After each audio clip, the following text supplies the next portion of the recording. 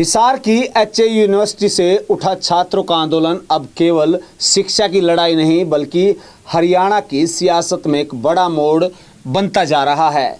जिस तरीके से लगातार छात्रों को विपक्ष का समर्थन मिल रहा है, छात्रों के शांतिपूर्ण धरने से शुरू हुआ ये संघर्ष अब राजनीतिक चक्रव्यूह में बदल चुका है।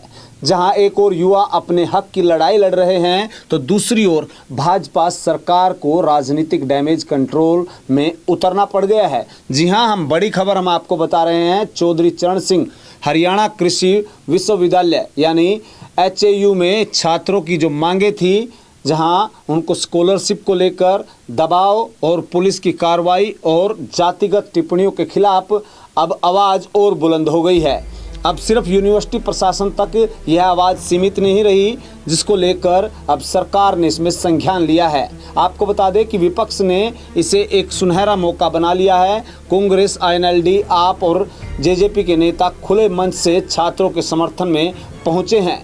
इससे साफ संदेश गया है कि युवा अब विपक्ष की तरफ झुक रहा है। यही डर अब सत्ता पक्ष को सताने लगा है, जिसके चलते अब हरियाणा सरकार ने एक कमेटी गठन करने का फैसला लिया है।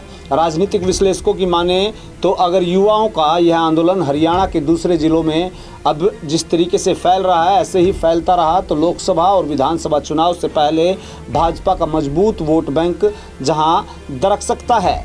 आग में घी का काम जहां भाजपा नेता रामचंद्र कंबोज ने जातिगत बयान दिया, उसके बाद लगातार अब भाजपा को किरकिरी उठानी पड़ रही है, जिसको लेकर चौतरफा आलोचना लगातार सहनी पड़ रही है। तो छात्रों की नहीं, सामाजिक समरसता और राजनीतिक संतुलन का मामला अब ये बनता जा रहा है और अब सरकार इसको लेकर हरकत में आई है। मुख्यमंत्री नायब सिंह सैनी के आदेश पर सरकार ने 4 सदस्यीय मंत्री समूह गठित किया है, यानी कमेटी गठित की है, जिसमें शामिल कौन कौन से नेता हैं वो भी हम आपको बता देते हैं।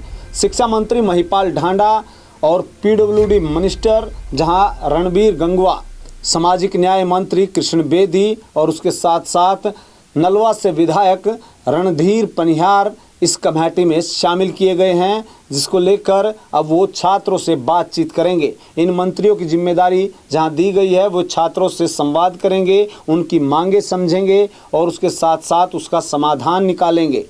जहां सरकार ने दावा किया है कि हम छात्र के हितों के लिए प्रतिबद्ध हैं, कोई भी युवा अपने हक से वंचित नहीं रहेगा, लेकिन इसके उलट राजनीतिक विश्लेषकों का अलग मत है। लेकिन बड़ा सवाल ये है, क्या ये कमेटी सिर्फ छात्रों को शांत करने की कोशिश है या वाकई सरकार अब छात्रों की बात सुनने के लिए तैयार है? जिस तरीके से लगातार अब छात्र जहां यूनिवर्सिटी प्रशासन और उसके साथ साथ विपक्ष वीसी पर आरएसएस और बीजेपी का होने का दावा कर रहे हैं, एचएयू आंदोलन अब पूरे हरियाणा की राजनीति को झंझोर कर रख रहा है। सरकार डैमेज कंट्रोल में है, विपक्ष मैदान में है और युवा अब सिर्फ छात्र नहीं, चुनावी गेम चेंजर बन चुके हैं, जिसको लेकर अब सरकार को जहां डर सता रहा है, राजनीतिक विश्लेषक भी यही कह रहे हैं।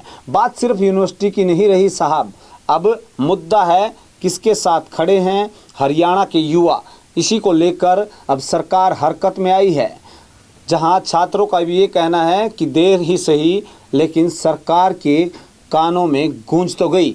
जिस तरीके से लगातार अब ये चिंगारी जो है रेवाड़ी तक पहुंची थी, वहां पर भी छात्र छात्राओं ने पेपर देने से मना किया, जिसके बाद पुलिस वहां पर पहुंची। इन तमाम मुद्दों को देखते हुए सरकार हरकत में आई और कमेटी बनाई है।